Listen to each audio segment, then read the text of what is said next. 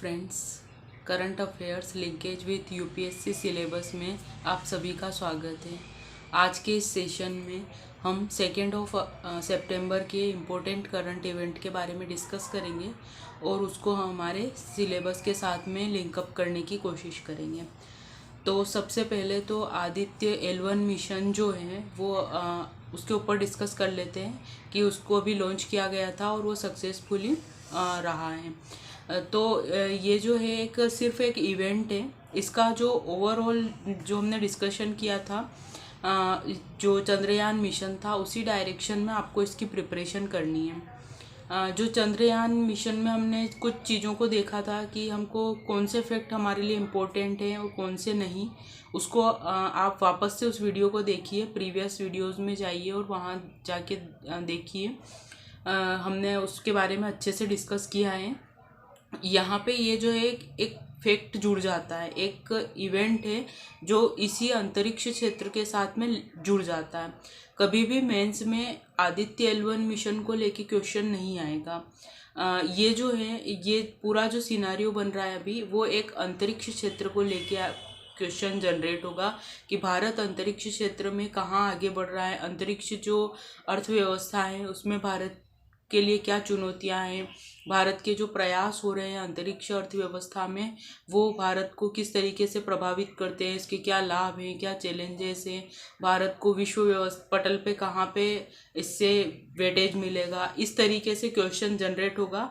उसमें एक important current aspect को जोड़ने के लिए आदित्य L1 मिशन को आपको ध्यान रखना है। और जब भी कभी इससे रिलेटेड क्वेश्चन आता है तो वहाँ पे आपको आदित्य L1 मिशन और चंद्रयान मिशन दोनों का जिक्र अब करना बहुत ज़रूरी है। तो आपको ये फैक्ट याद रखना है। नेक्स्ट, जो सागर परिक्रमा को लेके एक बात है। सागर परिक्रमा का अभी 8वां संस्करण चल रहा है, जिसमें कि तमिलनाडु जो स्टेट है उसके किनारे पर अभी शेवाल को लेके शेवाल पार्क की स्थापना की जा रही है। ये जो सागर परिक्रमा है, ये जो हमारे जितने भी तटीय स्टेट हैं जो जिनकी सीमा जो है तटरेखा समुद्र से लगती है, उनमें ये पूरी योजना चलाई जा रही है। अभी इसमें ये जो शेवाल पार्क है इसको लेके कि इसकी स्थापना की जा रही है। ये जो टॉपिक है हमारे पेपर 3 के प्रत्यक्ष और अप्रत्यक्ष कृषि सहायता और पशुपालन संबंधी अर्थशास्त्र जो है उस टॉपिक के साथ में लिंक होता है। यहाँ पे सिर्फ पशुपालन मेंशन है, लेकिन मत्स्य पालन और जो मत्स्य इकोनॉमी है पूरी, जो या फिर जो हमारी समुद्र की जो ब्लू इकोनॉमी की बात होती है, तो वहाँ पे ये टॉपिक लिंक होता है कि किस तरीके से हम ब्लू इकोनॉमी को बढ़ावा दे रहे हैं। ऐसे किसानों की आय को दुगना करने के लिए आप इस टॉपिक को मेंशन कर सकते हैं कि गवर्नमेंट जो है सागर परिक्रमा प्रोजेक्ट को अच्छे तरीके से लॉन्च कर रही है। अभी उसने शेवाल पार्क की स्थापना की है ताकि रोजगार मिल सके वहाँ के लोगों को, ताकि उनकी जो आय है वो उसको बढ़ावा मिल सके।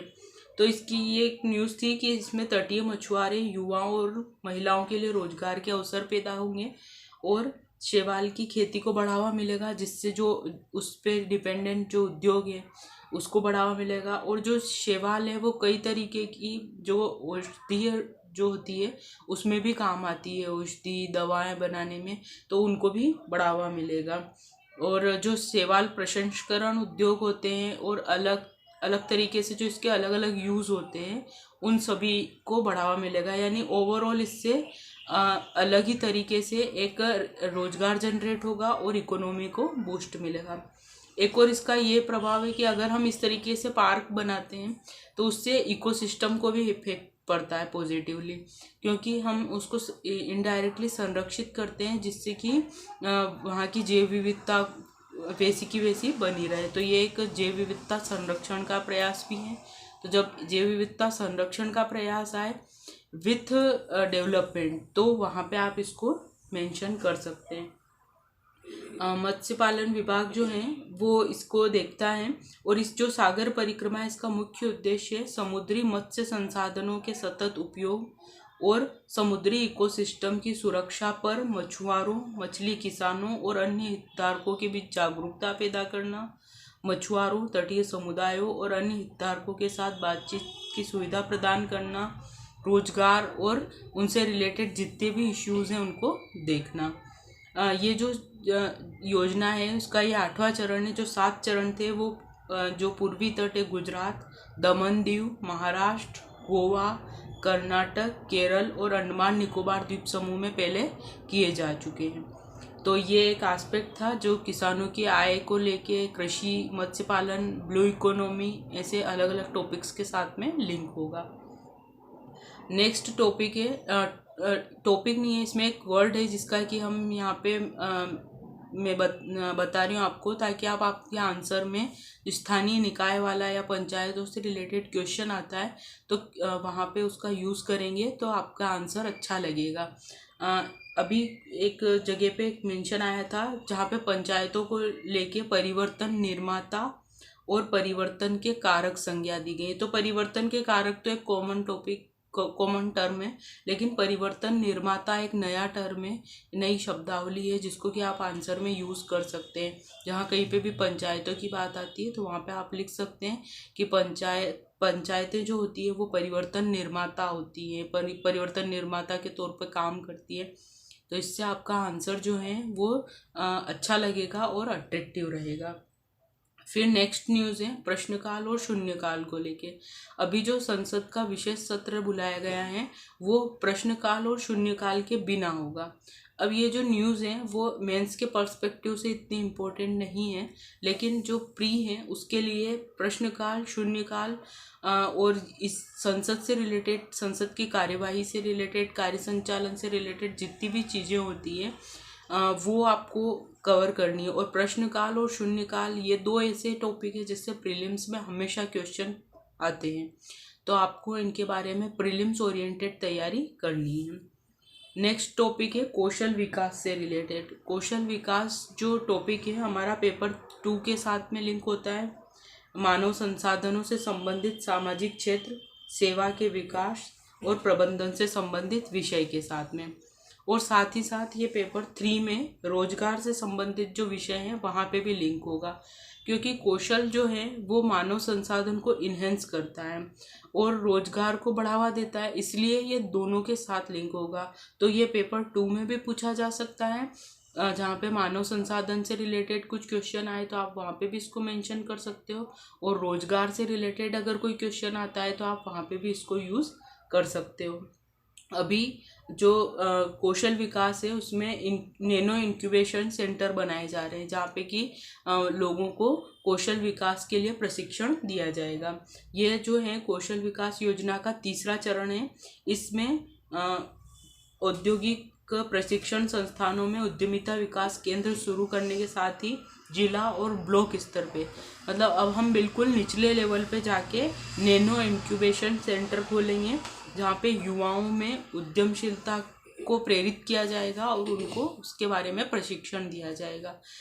जो ये योजना है कौशल विकास योजना, वो जो है एक बिल्कुल निचले लेवल पे वर्क कर रही है, अब जिला और ब्लॉक लेवल, यानी हर युवा जो अभी बेरोजगार की कंडीशन में या अब जो रोजगार में शामिल होंगे उनको एक कौशल प्रदान करना जिससे कि उनको रोजगार को लेके कोई प्रॉब्लम नहीं हो, उसके लिए ये चलाया गया है। इसमें जो है कौशल विकास की जो ट्रेनिंग देंगे उनको भी ट्रेनिंग दी जाएगी। तो इसका ये एक अच्छी चीज़ है कि जो ट्रेनिंग देने का काम करेंगे उनको भी पहले ट्रेनिंग दी जाएगी कि युवाओं को किस तरीके से गाइड करना है, किस तरीके से मोटिवेट करना है। तो ये एक न्यूज़ थी।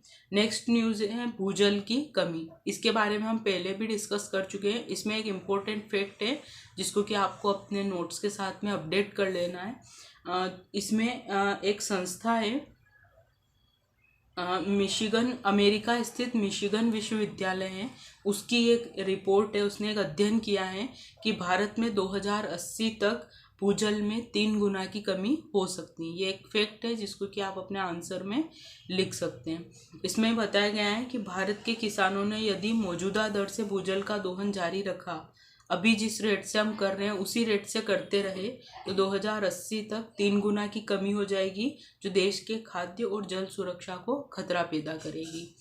फिर आगे इसमें बताया गया है कि अभी जो वर्तमान में जलवायु गर्म हो रही है उसकी वजह से भारत के जो किसान हैं उनको सिंचाई के लिए अधिक जल की ज़रूरत हो रही है, और अधिक जल की ज़रूरत की वजह से वो भूजल का अत्यधिक दोहन करने लगे हैं। मतलब कहीं ना कहीं ये जलवायु परिवर्तन का भी एक एस्पेक्ट कवर करता है कि अगर हमने जलवायु परिवर्तन को कंट्रोल नहीं किया तो उससे रिलेटेड क्या क्या इश्यू होंगे, तो भूजल भी एक इम्पोर्टेंट इश्यू हो जाएगा। उसके साथ ही उसके साथ ही देश की जो 1.4 अरब आबादी के 1/3 से अधिक हिस्से की आजीविका भी जोखिम में हो सकती है।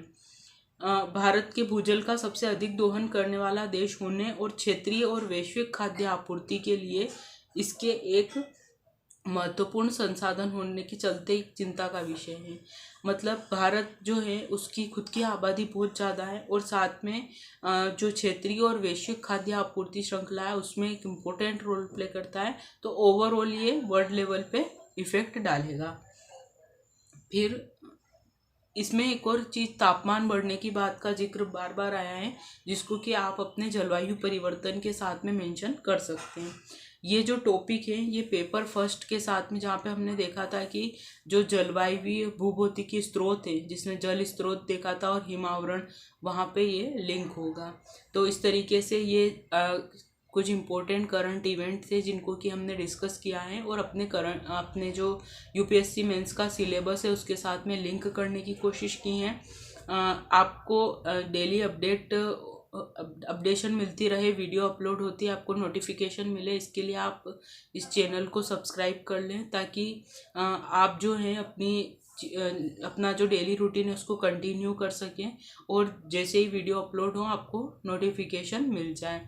आई होप आपके लिए ये जो वीडियो है वो यूज़फुल रहा होगा, और आपकी जो यूपीएससी मेंस की जो जर्नी है या यूपीएससी प्रिपरेशन की जर्नी है उसको आसान बनाएगा। मिलते हैं कल नेक्स्ट वीडियो के साथ में। Thank you so much.